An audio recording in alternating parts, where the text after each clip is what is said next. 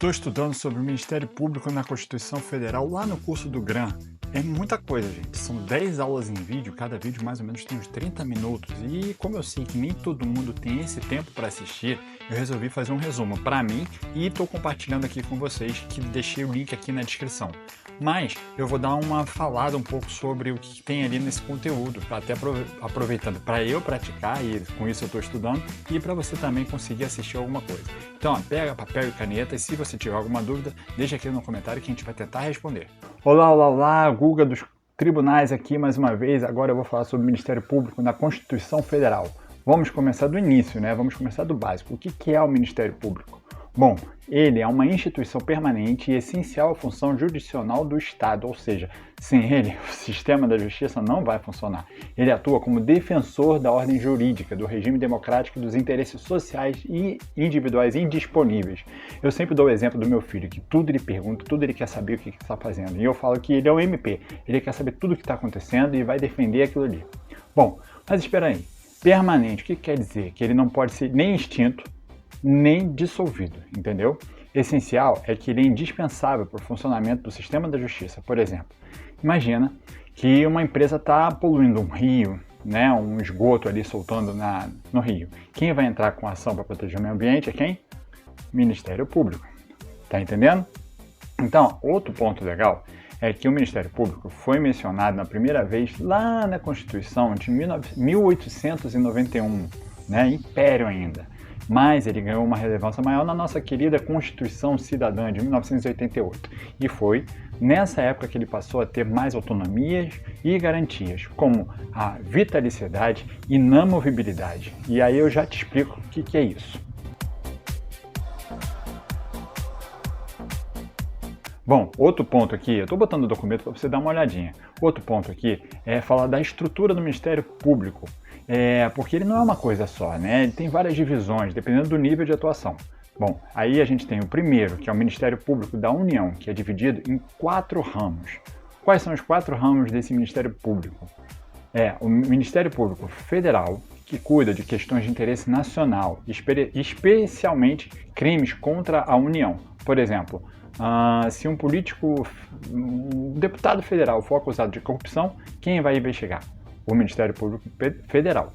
O Ministério Público do Trabalho, que foca em questões, obviamente, trabalhistas e direitos dos trabalhadores. Imagina que uma empresa está sendo acusada de trabalho escravo, ou está explorando os funcionários. Quem entra na ação? O Ministério Público do Trabalho. Bom, e aí tem também o Ministério Público Militar, que atua em questões das Forças Armadas. Se um militar comete um crime, e aí atenção, pode ser crime comum. Pode ser crime militar também, mas pode ser um crime comum também. E quem cuida disso? Ministério Público Militar. E tem o Ministério Público do Distrito Federal e Territórios. Então, atenção, o Distrito Federal, ele na parte administrativa, ele funciona como um Estado, mas o Ministério Público do Distrito Federal, ele funciona como um órgão ali do Ministério Público da União. Tá? E territórios também, porque o território não existe mais, mas tem que saber levar prova, tá bom? Bom, ainda tem o Ministério Público Estadual, por exemplo, do Rio, de São Paulo, são independentes. O Tribunal de Contas, o Ministério Público e o Tribunal de Contas, que também é um outro órgão do Ministério Público. Ufa, muita coisa, mas calma. Isso vai ficar mais claro conforme formos avançando, tá bom? E agora a gente vai falar sobre as chefias do Ministério Público. Porque toda organização precisa de alguém no comando, certo? No caso do Ministério Público da União, quem manda é o Procurador-Geral da República. Ele é nomeado pelo Presidente da República. Olha só, isso aí tem um detalhe. Muitas questões, eu já fiz algumas questões, ele fala que tem uma lista tríplice. Isso tem de uma informal, não é oficial, não está na Constituição. E aí, enfim, o Presidente da República, ele vai escolher, e isso daí vai lá para o Senado, e lá eles aprovam.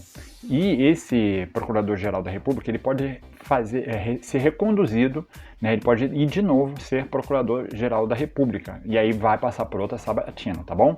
Bom, já no Ministério Público do Estado, quem lidera é o Procurador-Geral da Justiça. Ele é escolhido pelo governador do Estado, aí sim, ele é escolhido a partir de uma lista tríplice elaborada pelos próprios membros do Ministério Público. Essa lista é uma forma de dar mais participação aos membros na escolha do líder. Por exemplo, Imagina que você seja promotor de justiça e participe dessa votação para escolher o Procurador-Geral da Justiça, né?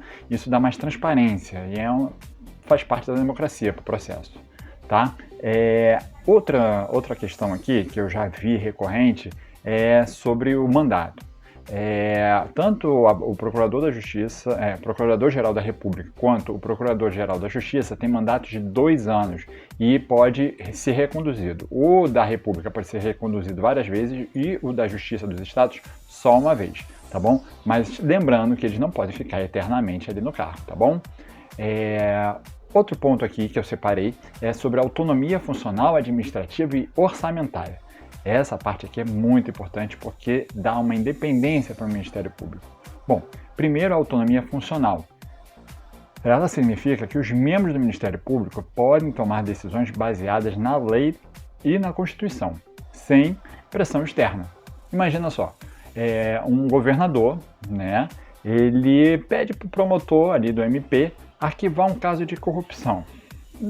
Assim, no Brasil isso não acontece não, né? A gente sabe que isso não acontece muito não, mas, por exemplo, o promotor pode simplesmente ignorar essa pressão, porque ele tem autonomia funcional, legal, tá bom?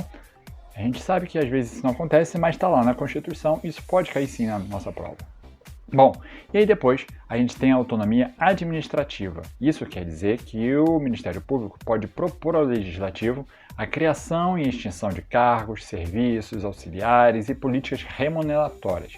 Ou seja, é o próprio Ministério Público que decide como organizar sua própria estrutura, né? Isso é óbvio. Bom, e por último, a gente tem a autonomia orçamentária. O Ministério Público tem controle sobre o seu orçamento, que deve ser aprovado pelo Legislativo, tudo bem, mas garante que a instituição tenha recursos suficientes para cumprir suas funções sem depender exclusivamente do Executivo.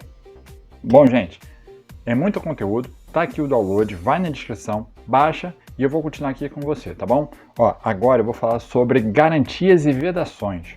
Chegamos finalmente nas garantias e vedações, que são coisas que você pode fazer e coisas que são proibidas.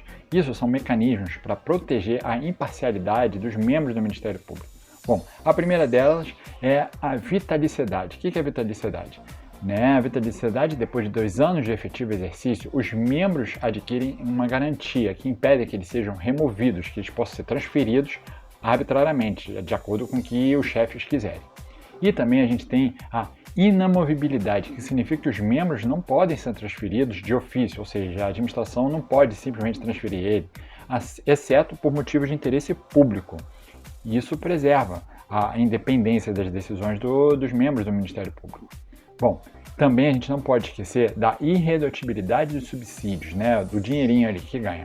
O salário dos membros do Ministério Público não podem ser reduzidos, garantindo a estabilidade financeira. Só uma lembrança aqui, os membros do Ministério Público não sou eu, você que vai fazer o concurso e vai passar, não. É promotor, é o procurador, tudo bem, tá bom? Bom, e também tem umas proibições. Os membros do Ministério Público não podem exercer outro cargo público, claro, exceto o professor, magistério. Eles também estão proibidos de advogar no juízo onde atuaram nos últimos 3 anos, após a aposentadoria. Isso evita conflitos de interesse. Bom, e agora a gente vai falar das funções institucionais do Ministério Público, que são atividades que ele pode realizar. Uma das principais atividades é a titularidade privada da ação penal pública. Nossa, o que é isso? Bom, quem estuda direito penal já lê lá, que a ação pública só pode ser realizada pelo Ministério Público. Então, acontece o quê? Você comete um crime lá, matou alguém. Quem vai ajuizar uma ação é o Ministério Público, tá bom? Outra função importante é o controle externo da atividade policial. Aí tem algumas coisas. O Ministério Público fiscaliza as atividades policiais para garantir a legalidade e eficiência. Ele pode requisitar diligência, instaurar inquérito, mas olha, ele não tem poder de comando sobre a polícia. Mas às vezes isso dá uma confusão do caramba. Mas ele não tem poder de comando, tá? Ele fiscaliza. Bom, além disso, o Ministério Público pode promover inquéritos civis e ações civis públicas, especialmente em casos de violações de direitos difusos e coletivos. O que é isso? Crimes contra o meio ambiente, patrimônio público. E ele também defende os direitos das populações indígenas e pode expedir notificações em procedimentos administrativos. É simples, né, de entender. Imagina uma empresa está desmatando ilegalmente a Amazônia. Quem entra com ação civil pública? Tará, Ministério Público. Gente bonita, olha só, tá acabando. Agora eu vou falar sobre o Conselho Nacional do Ministério Público, criado pela Emenda Constitucional número 45 de 2004, 21 anos que vai fazer. Bom, ela é responsável pelo controle externo e interno do Ministério Público, garantindo a transparência e eficiência da gestão da instituição. Olha só, o Conselho Nacional do Ministério Público, eu vi bastantes questões com isso. Então eu vou pegar algumas coisas que eu reparei muito nas questões. Composição. Bom, o Conselho Nacional do Ministério Público é composto por 14 membros, 8 do Ministério Público, 6 externos, como magistrados, advogados e até cidadão, como a gente. Entre as competências está a fiscalização interna e externa do Ministério Público, a revisão de processos disciplinares e a elaboração de relatórios anuais. Vale lembrar que o CNMP atua também de forma independente, sem interferir na atuação discricionária dos membros do Ministério Público, tá? E quem é o presidente do Conselho Nacional é o Procurador-Geral da República.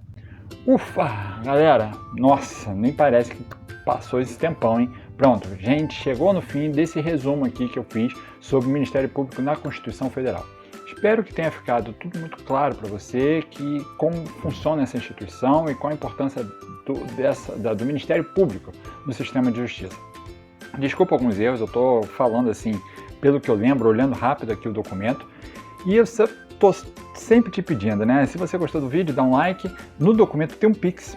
Pô, gente, concurseiro se ajuda, cara. Aqui, concurseiro, ó, precisa de dinheiro, a gente não tem dinheiro não. Então, ó, se você gostou da matéria, se você gostou do conteúdo, dá um Pix lá, dá um like aqui, quer dizer, faz um Pix lá, dá um like aqui, tá bom? E ó, nos comentários, qual a parte do conteúdo que você achou mais complicada? Eu posso fazer outros vídeos assim? O que você tá achando? Gostou? Então, ó, se liga, até a próxima!